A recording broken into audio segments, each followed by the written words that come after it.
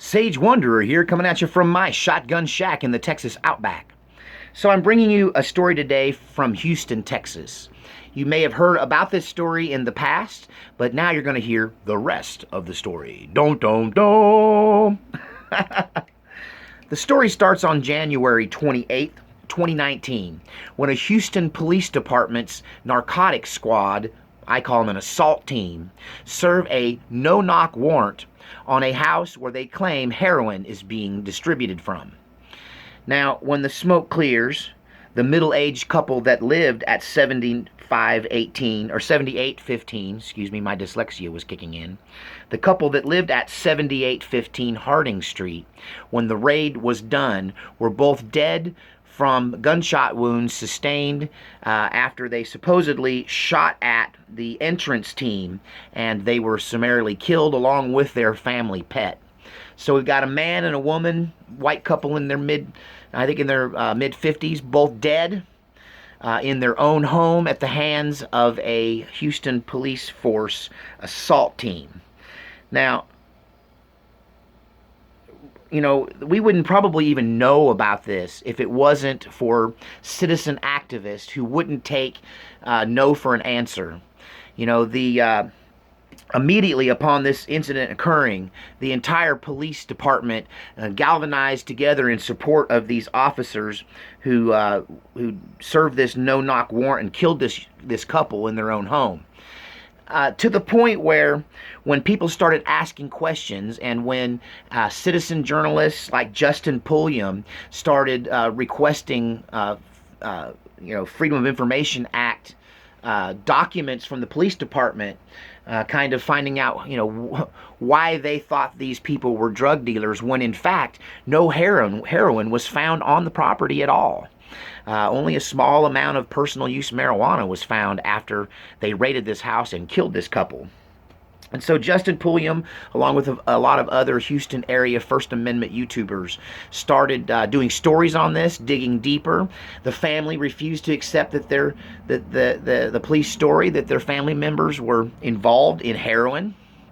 And so we've got the head of the Houston Police Officers Union coming out, a man named Gamali. Gamali says in his interview that Houston police officers are sick and tired of putting their life on the line and then being accused of being the bad guy. And so all of you people, all of you activists, now he's talking about Pulliam and some other people involved in the Houston area cop watchdog, that they've been watching the Houston police for a long time and documenting their corruption. And Gamali, this police union representative, says, "We know who you are, and we've got your addresses, and now we're watching you." Dun, dun, dun. This was kind of national news when this guy more or less threatened the lives and the health and the well-being and the safety of individuals who were investigating this wrongful murder of two individuals just minding their own business in their own home. Now, why am I talking about this now, since most of this information is from January 2019? Well, the primary officer who submitted the affidavit, which caused a judge to issue a no-knock warrant to this police squad, an officer named Gerald Goins. Gerald Goins, no longer employed by the Houston Police Department, submitted an affidavit claiming that a confidential informant in his care had, sorry, I'm sweating in my eyes here, that this confidential informant had actually purchased heroin from an individual who then went, who fits the description of the man that lived there, the man that was killed. Mr. Tuttle is the man that was killed by the PD. This confidential informant says that Mr. Tuttle sold him heroin and then went inside that house. And now, Goins would later recant on his affidavit, and he would admit under interrogation by the police department after, during the investigation of this shooting, Goins would admit that he did not get the information from a confidential informant. That in fact, Gerald Goins said that he purchased the heroin himself. Now, wouldn't you think he would put that in the initial warrant affidavit? Why would you choose a confidential informant when you had the word of a bona fide police officer? So, also, you got to ask the question, why didn't he submit the evidence for testing? So he claims that he purchased, now this is after the fact, he changed his story. He claimed that he purchased heroin himself, but then he did not take it and have it tested, and there is no evidence of this purchase. Why would somebody purchase heroin and then not take it and have it tested or turn it in as evidence? He used it. That's one answer. I'm not accusing this guy of being a drug addict, and this is all going to come out, but this officer, if that was even true, claims he made this purchase and then didn't turn in the evidence, and that suggests to me that he had other purposes for the heroin he purchased. So based on this information from, this false information, they executed this raid on this home at 4:30 in the afternoon, killing 2 people and their dog, and then in turn getting themselves shot up. Now, Goins was arrested last week and charged with 2 cases of capital murder, premeditated murder. And why did they only charge him and nobody else in the squad was charged? Because it was Goins' false information, his lie in the affidavit, his made-up story that put the wheels in motion that even had those police officers in that situation to begin with. So it's Goins who's being charged with murder. Now, he has an accomplice who, after the killings happened, went back and falsified records to try to hold up Goins' story, and he's also being charged with felony records tampering. So neither one of these guys are ever going to be law enforcement again, and Goins faces a double murder charge. And it really gets to me that this information would have been totally covered up. That the police, if you just go back and do the research on this, you can see the Houston Police Department closing ranks and covering Goins and covering the squad. And even recently, the chief of police keeps saying they had good reason to be there. No, you were there under false pretenses because of a lie, because of a falsified document by a dirty cop. During the press conference they had when they announced the charges were being filed against the officer, by the way, Goins and this other officer were allowed to get a phone call and turn themselves in. What? No, what happened to the no-knock warrant? We should get a no-knock warrant for Goins and this other guy, because they're armed and dangerous. They go around with guns on, they're they got to turn themselves in. Isn't that convenient? So, at any rate, this is kind of like, it's starting to sound a lot like a real-life training day. In that movie, we've got a dirty cop who uses drugs and uses and abuses his authority and makes up false information for his own purposes. And it's starting to look like that's kind of business as usual at the Houston PD. And that covering it up is kind of their gig. It's kind of what they do. And if it wasn't for people like Justin Pulliam and other investigative journalists and citizen journalists and YouTubers and family members of the deceased who demanded the truth come out, we might never have found out that this dirty cop was in fact the reason that these 2 innocent people were killed in their own living room. Now, these wrong address, no-knock warrants are not uncommon. One of the things I find interesting is that, of course, this Goins character keeps changing his story. First it was a confidential informant. Secondly, then it was another confidential informant. They researched that, and that was a dead end. And finally, he admits it was him that purchased the drugs.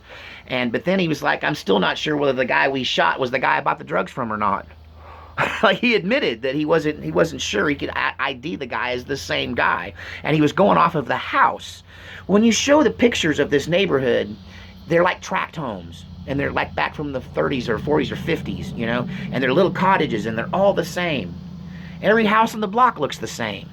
When I started researching these wrong address, no-knock warrants, I started noticing that many of them are happening in these tract home areas where all the houses look alike. So they see him go into a house, they get the number wrong, or they come back later and go, was that house, when really it was that house? This is really common, and it's happening more and more. These, well, for instance, the Georgia police, they go to the wrong house after responding to a 911 call. about a woman screaming, and they kill a 63-year-old homeowner in his own living room in front of his wife because he answered the door in the middle of the night to banging on the door with a gun in his hand, you know. So when he opens the door, they just smoke him in the doorway. This happens a lot. In 2012, cops bang on a door in the middle of the night. When the homeowner opens the door with a pistol in his hand, he gets smoked too, right in front of his girlfriend, who says he was holding the gun down. He wasn't even pointing it at the police. So answering the door in the middle of the night with a gun in your hand is probably a good way to get shot by the cops, apparently. So in 2010, Detroit police raid the wrong house and kill a sleeping 7-year-old girl with an MP5 submachine gun on while an A&E television crew films the whole thing. That led to a scandal that caused the chief of police in Detroit to step down. Also, we've got, let's see, in 2008, another wrong, when I researched this, there's just so many of these wrong address warrant stories. Well, here's one of my own. Just forget all these other ones and tell you one from my history. That I had friends that were they were a husband and wife, and they had a young child, a 2-year-old baby at home, and they lived in a little apartment in a lower income neighborhood in Duncanville, Texas. And this guy's idiot brother shows up asking for a loan at the house, which is not an uncommon thing. They're always loaning money to this brother who's always in one kind of bind or another. And probably about an hour after he leaves, a SWAT team hits their apartment. They knock the door down. They throw a flashbang grenade into the front living room area. And they put my friend and his wife face down on the ground. They take their baby away from him, give him to a female officer, and then the female officer leaves with their baby. And these people have done nothing wrong. They got no drugs in their house. They got nothing. They're just working class 20-something young people. They might have been around 30 at the time. And so anyway, come to find out, after being held face down in the carpet with a knee on their back, being zip-tied with their hands behind their back, and their kid being taken away from them, their whole house turned upside down, turns out the idiot brother had gotten busted. The reason he came by to ask for money, they didn't know this, was he just got out of jail, and he didn't have any money, and he got busted for, like, unpaid traffic ticket, right? But when they searched his car in impound, unbeknownst to him, they found a large amount, I think it was meth or something, in the trunk of his car. So rather than going, hey, we got you with meth in the car, they let him out of jail, let him have his car to see where he was taking it to. Well, I guess the car was out of gas, so his first stop was off at his brother's house to ask for some money. So the stupid police just assumed his first stop must have been to deliver the drugs. So they assumed, without any other information, just based on the fact that this guy had stopped there, that must be where those drugs are, and they executed a no-knock warrant on this family, traumatizing them, burning a hole in their carpet with a flashbang, and traumatizing their young child for life, if you want to know the truth. So this kind of stuff goes on and on. Children are often killed, like the 7-year-old shot with an MP5. There's another one here. I can't find all my notes. I'm kind of disorganized this morning. But, yeah, I'm trying to remember where it was. I think it was another case in Georgia where a family was the victim of a wrongful address, no-knock warrant, and an officer threw a flashbang grenade through a window into a toddler's room. It landed into the 2-year-old's crib, blowing a hole in his chest, leaving him scarred for life, leaving him in intensive care. He had to go into a drug-induced coma, and this because this cop throws a flashbang grenade into a toddler's bedroom. Don't you think they should have done enough research before they get these warrants to know who lives in what house and to confirm their address? I just don't understand the total incompetence. But I honestly think they're just a bunch of mavericks. They're just a bunch of cowboys running around shooting it up, and they think they're above the law. Goins is no longer above the law. He's been charged with 2 cases, with 2 charges of first-degree premeditated murder.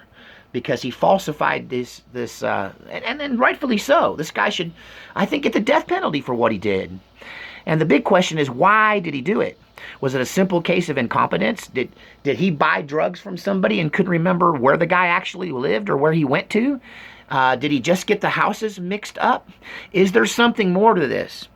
Well, the prosecuting attorney of Harris County, who did this press conference, kept saying there's more to the story. There's more coming out to the story. There's going to be more to the story. Could more to the story be that he had some kind of personal involvement with the deceased? Did he set them up? Was this a setup and an intentional murder of these two? And for what reason? We don't know, but we do know this, that there are other open investigations right now concerning Goins and his previous activity. And that includes, according to the district attorney, it includes theft of money and theft of guns while on duty. Now, how many of you have seen the movie, and I wish I could remember the name of it, but it's one of the stars in it is Ethan Hawke, who plays the leader of one of these squads, these narcotic squads that do these no-knock warrants. And I think it was set in Detroit. I think the movie was. And in the movie, you guys will be telling me the name in the comment section, I'm sure. But in this movie, this cop is trying to get his family moved out of an old house that has got a bunch of mold and is making his wife sick or something. And so he's desperate to get them moved. And so he starts stealing from drug dealers.